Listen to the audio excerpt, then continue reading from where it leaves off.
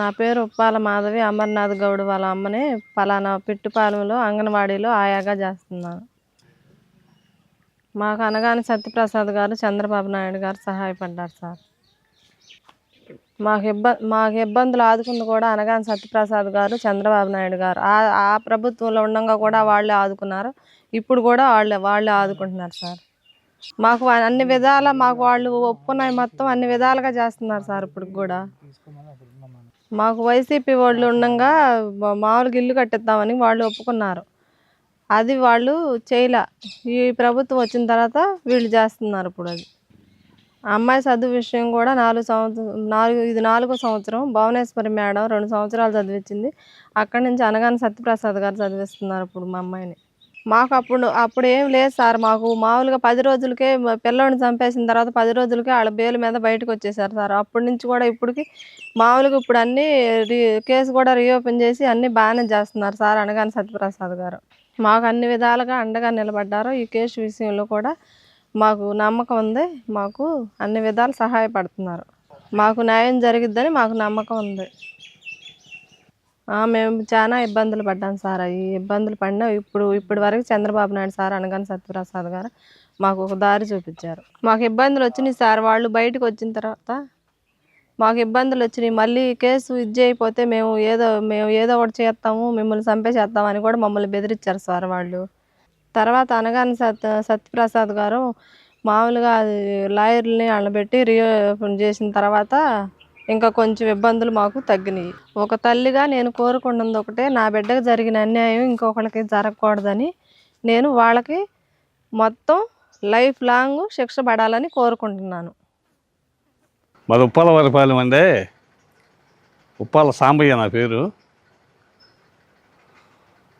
అమర్నాథ్ గౌడ్ని సజీవ దానం చేసినప్పుడు మేము ఇంటి దగ్గరే ఉన్నాము. ఆయన చేసింది రాజోళ్ళు రెడ్డపల్లిలో చేశారండి. ఆ రెడ్డపల్లి చేసినప్పుడు వాళ్ళ ఊరి నుంచి 2 కుర్రోళ్ళు వచ్చారు. ఆ కుర్రోళ్ళు వచ్చి మాకు చెప్పారు. మేము అందరం కలిసి ఊరంతా కాడ వెళ్ళామటు. ఆడికి వెళ్ళేసరికి పిల్లడు బాగా కాలిపోయి ఉన్నాడు.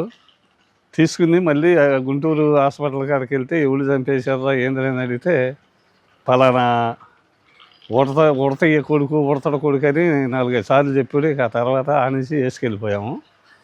అక్కడికి వెళ్ళిన తర్వాత హాస్పిటల్కి తీసుకెళ్ళాము, గుంటూరు హాస్పిటల్కి. అట్లాగే మన సత్యప్రసాద్ గారు ఆయన తరపు నుంచి చాలామంది వచ్చి ఆయన్ని తీసుకుని చచ్చిపోయిన తర్వాత తీసుకొచ్చి శ్మశానంలో వాళ్ళే అంత్యక్రియలు అన్నీ చేసేసారు.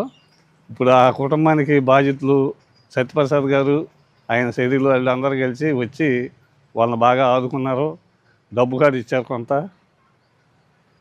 మళ్ళీ తర్వాత అలా అప్పజెల్లెల్ని తీసుకెళ్ళి చదివించింది వాళ్ళేను.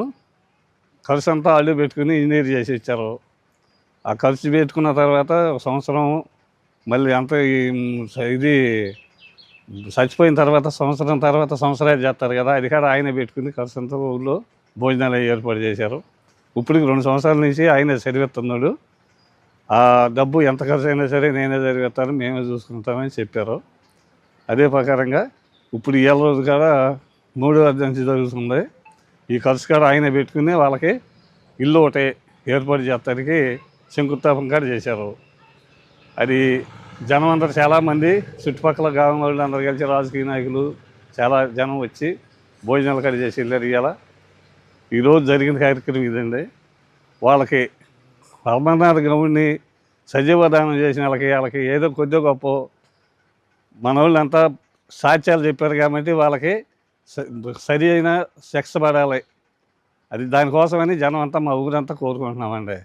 ఆ శిక్ష పడిపోతే దానికి ఇల్లు ఉండదని మళ్ళీ ఇంకొకరికి ఎవరికి చేయకుండా వాళ్ళకి గట్టిగా చర్య తీసుకోవాల్సిందిగా గవర్నమెంట్ని మేము కోరుకుంటున్నాం. అది జరిగింది సార్. మాది ఉప్పాలవరపాలెం, చెరుపల్లి మండలం. చాలా బాగా అండగా నిలబడ్డామండి. అది జరగటం చాలా విషాదకరమైన విషయం. బాధితులకి శిక్ష పడాలని మేము కోరుకుంటున్నాము. చాలా బాగా చూసుకుంటున్నారు. ఒక తండ్రిగా, ఒక మిత్రుడిగా చాలా బాగా చూసుకుంటున్నారు. ఎమ్మెల్యే మన మంత్రి గారికి చాలా రుణపడి ఉంటాం మా గ్రామస్తులంతా. బాధితులకి గట్టిగా శిక్ష పడాలని కోరుకుంటున్నాం. నిందితులకి గట్టిగా శిక్ష పడాలని, బాగా న్యాయం జరగాలని కోరుకుంటున్నాం. బాధితులకి ఆ పిల్లకి ఉద్యోగం వచ్చేదాకా చదివించి అండగా ఉంటే బాగుండు అనుకుంటున్నాను. నిందితులకి కఠినంగా శిక్ష పడాలని కోరుకుంటున్నాను.